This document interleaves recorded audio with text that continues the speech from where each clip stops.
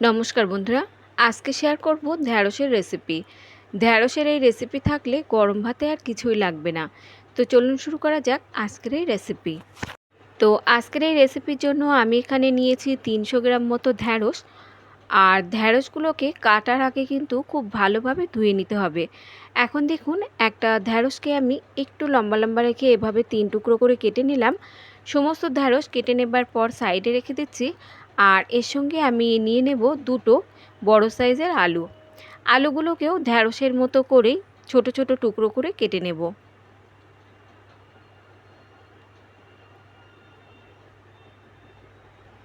আলু কেটে নেবার পর আলুগুলোকে খুব ভালোভাবে ধুয়ে নিতে হবে। এখন আমরা চলে যাব রান্নার দিকে। একটা প্যানে নিয়ে নিচ্ছি এখানে 2 চামচ মতো সর্ষের তেল। তেল ভালোভাবে গরম হলে কেটে রাখা ঢ্যাঁড়সগুলো দিয়ে হাই হিটে আমাদের 2 থেকে 3 মিনিটের মতো ভেজে নিতে হবে।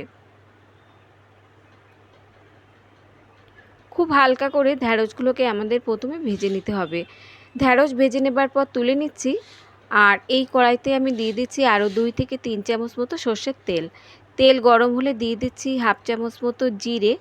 জিরেটা একটু নাড়াচাড়া করে নিয়ে এখন এর মধ্যে দিয়ে দেবো কেটে রাখা আলু। হাই হিটে রেখে আলু আমাদের 2 থেকে 3 মিনিটের মতো ভেজে নিতে হবে। তো আলুটা এখানে ভাজা হতে থাকুক, ততক্ষণ এই রান্নার জন্য একটা মশলা আমরা রেডি করে নেব।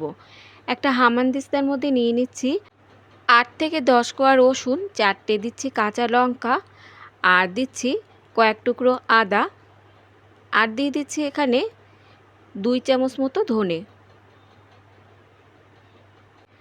এবারে সমস্ত উপকরণ একসঙ্গে বেশ ভালোভাবে থেতো করে নিতে হবে।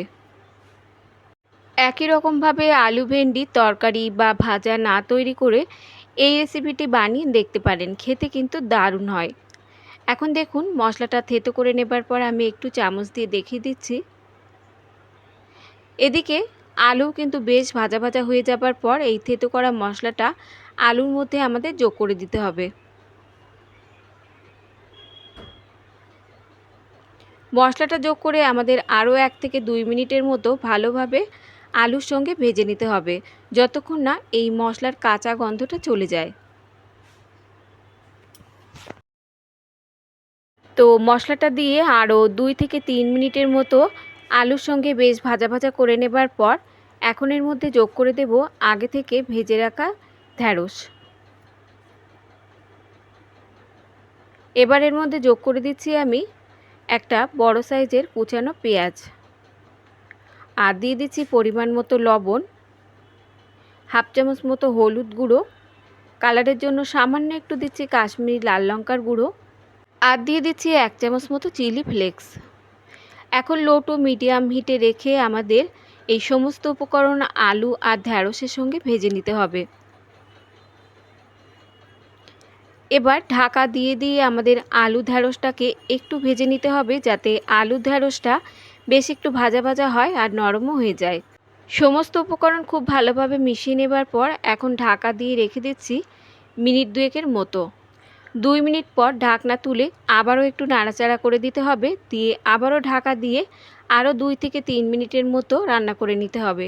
আর এভাবে একটু ঢাকা দিয়ে দিয়ে রান্না করে নিলে দেখবেন আলু ঢ্যাঁড়সটা ভাজাও হয়ে যাবে আর একদম সেদ্ধও হয়ে যাবে। আরও 2 থেকে 3 মিনিট পর ঢাকনা তুলে নিলাম। আলু ঢ্যাঁড়সের এই রেসিপি কিন্তু একদমই রেডি বন্ধুরা। এবার আমি সার্ভ করে নিচ্ছি। গরম গরম ভাত রুটি দুটোর সঙ্গেই কিন্তু খেতে দুর্দান্ত লাগবে। তো বন্ধুরা, আজকের এই রেসিপি ভালো লাগলে একটা লাইক আর সাবস্ক্রাইব করে আমার পাশে থাকার অনুরোধ রইল। আজ তাহলে এই পর্যন্ত বন্ধুরা, দেখা হবে অন্য কোনো রেসিপির সঙ্গে। ততক্ষণ সুস্থ থাকবেন, ভালো থাকবেন, আর সম্পূর্ণ রেসিপিটি দেখার জন্য সকলকে ধন্যবাদ।